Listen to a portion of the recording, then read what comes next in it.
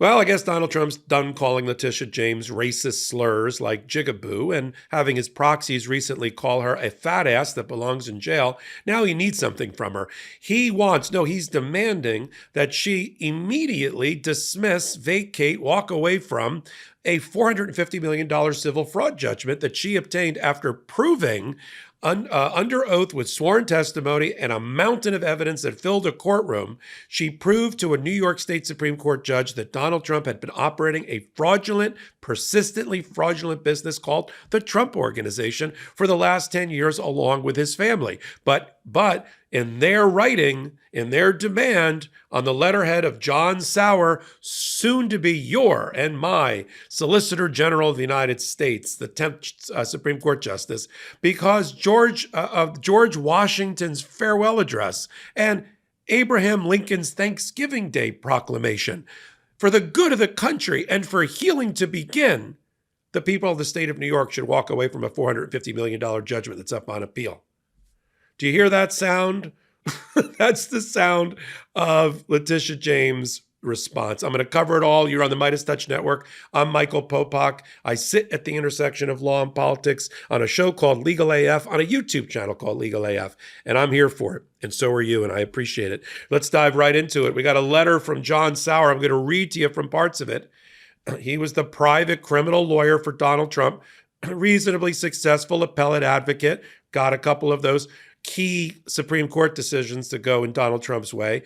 And now he's their appellate lawyer, de jure, and he's demanding, not because there was anything wrong with the evidence, not because there's anything wrong with the liability, because he, a lawyer who doesn't practice in New York, is telling the Attorney General of New York and a judge who is sworn in New York that they don't understand New York law.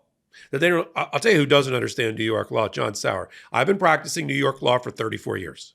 Okay, I know the persistent fraud statute that's on the books to allow attorney generals like Letitia James to shut down fraud shops. And that's what she did, right? Under 63-12 of the executive law, which she's allowed to do, but not to the lawyers around Donald Trump who don't understand that statute and still don't. Let me read to you. You're going to have to sit down for this one. Let me read to you from the George Washington and Abraham Lincoln moments in this. Because, people love comparing Donald Trump to those things. So here we go. Let me just read to you from the relevant portions. This is on John Sauer's letterhead. Or actually, he doesn't even actually have his own law firm. He's working at a place called the James Otis Law Group. That's a MAGA law firm out in St. Louis, Missouri, where he's on the letterhead. Dear Attorney General James, in furtherance of our conversation with your office, we write to request that you completely dismiss the case against President Donald J. Trump, his family, and businesses, and stipulate to vacate the judgment against his family. In the aftermath of his historic election victory, President Trump has called for our nation's partisan strife to end. The partisan strife that he's been causing, and for contending factions to join forces for the greater good of the country. All right, let's stop right there. What does this have to do with Donald Trump's fraud conduct before he was even president? But of course, he's got to also remind Letitia James that he will one day be the Solicitor General. He said this case, like so many others against President Trump, is a flashpoint of our national partisan division. As counsel for President Trump on this appeal, and now his nominee for Solicitor General of the United States, I've had the opportunity to experience this partisan division personally. And I strongly believe that it's necessary for the health of our republic for the strife in lawfare to end. So which are you, John? Are you the Solicitor General? Are you the people's solicitor? Or are you Donald Trump's private lawyer? He seems to be all bottled up and tangled up in conflict and ethical conflict, don't you believe? So they then go on. He then does a summary of all the other Jack Smith cases that have now been dismissed. He then does a cursory pass through the law, and he's got it completely wrong. This case is already up on appeal on the amount of the judgment of $450 million. The First Department Appellate Division in New York, where I practice, is going to cut down that $450 million. I could tell from the oral argument that I listened to about 4 or 5 months ago, they're going to probably lower it into the $200 million range, but it's still going to be $200 million, and there's still going to be findings of of fraud against Donald Trump and his businesses. And they've kept in place, despite multiple attempts, the appellate court has kept in place the monitor, the court-appointed monitor, a former federal judge who's been watching all of Trump Organization for the last 2.5 years and all the money flows. That's still in place. And other court-ordered officers remain in place. Your schedule is busy. And sometimes intimate moments happen spontaneously. You don't have the time to go to a doctor's office to get treated for ED. Through HIMS, you can get a personalized ED treatment without stepping foot outside your door. HIMS is changing men's healthcare by providing access to affordable sexual health treatments, all from the comfort of your couch.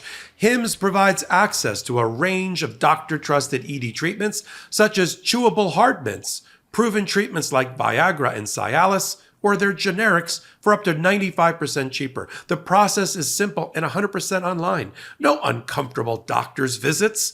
Just answer a series of questions on their site, and a medical provider will determine the right treatment option. If prescribed, your medication ships directly to you for free. No insurance is needed. Pay one low price for your treatments, online visits, ongoing shipments, and provider messaging.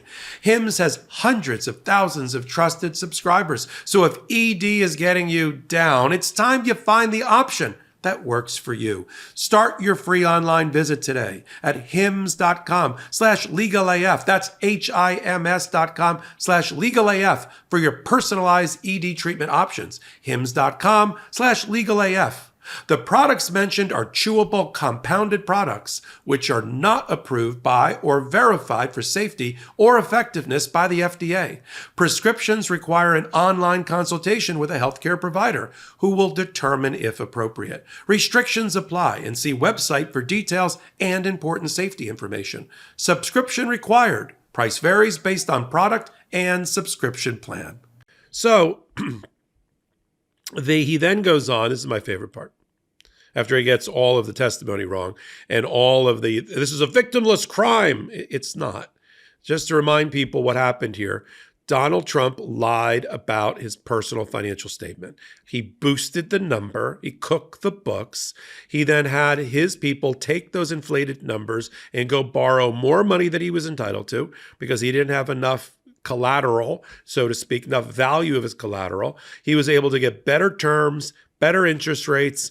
He was able to do it without having to sign a personal guarantee, and he got properties insured based on these false statements. That's the case.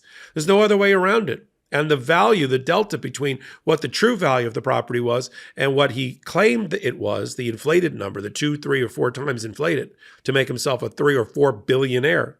That is the damage amount. That's the disgorgement amount. That's the amount that has to be removed from the equation and turned over to the people of the state of New York, including all of the beneficial bank loans that he got and the deltas related to that.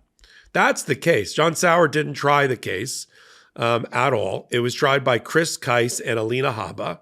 And now John Sauer is trying to come in here, of course, as the appellate lawyer and try to change the history of what happened. But then they go on to say, here's my favorite part. After quoting the Supremacy Clause. In his farewell address, President George Washington warned, this is on page 4. President George Washington warned against the alternate domination of one faction over another, sharpened by the spirit of revenge natural to party dissension, which in different ages and countries have perpetrated the most horrid enormities. I mean, the only spirit of revenge that we've ever heard about during the election cycle was coming out of the mouth of Donald Trump and everybody around him, including those that he swept into power. He then quotes John F. Kennedy. I guess he figured he'd throw a Democrat in there. As a modern statesman, an icon of the Democratic Party, John F. Kennedy stated, "The time has come for intellectuals and politicians alike to put aside those horrible weapons of modern internecine warfare, the barbed thrust, the acid pen, and the most sinister of all, the rhetorical blast. Let us not emphasize all on which we differ, but all we have in common. I'm sorry, this is John F. Kennedy saying that if you are found to be a fraudster and owe the people $450 million, we should put down our acid pen and rhetorical blast. I think the judgment, John, goes well beyond a rhetorical blast. And then, of course, he's got to throw in Abraham Lincoln. I don't know why exactly, maybe because Letitia James is black and we're coming up on Thanksgiving. So this is the one that established Thanksgiving as the holiday. I never thought I'd see this in a legal document, but here we are. President Lincoln called for the American people to set aside their bitter divisions so that the blessings of liberty could be solemnly reverently and gratefully acknowledged as with one heart and one voice by the whole American people. He said he wanted to restore it as soon as may be consistent with the divine purposes to the fulfillment of peace, harmony, and tranquility and union. Invoking the same spirit of unity, we request that you stipulate to the vacatur of the judgment and dismissal of this case with prejudice. Let me put this in perspective. As a practicing lawyer, as somebody who has judged moot court competitions, as somebody who has sat in on moot trials, somebody who's tried over 30 cases. If John Sauer turned that into me as his legal memo in a legal writing class, I would fail him. I mean, for him to make the rhetorical leap, tethered to nothing, of the calls for unity in John F. Kennedy Jr.'s speech at Harvard, the proclamation establishing Thanksgiving, and George Washington's farewell address as a justification for why a court-ordered, adjudged $450 million civil fraud judgment should be walked away from and vacated, I would fail him in my class.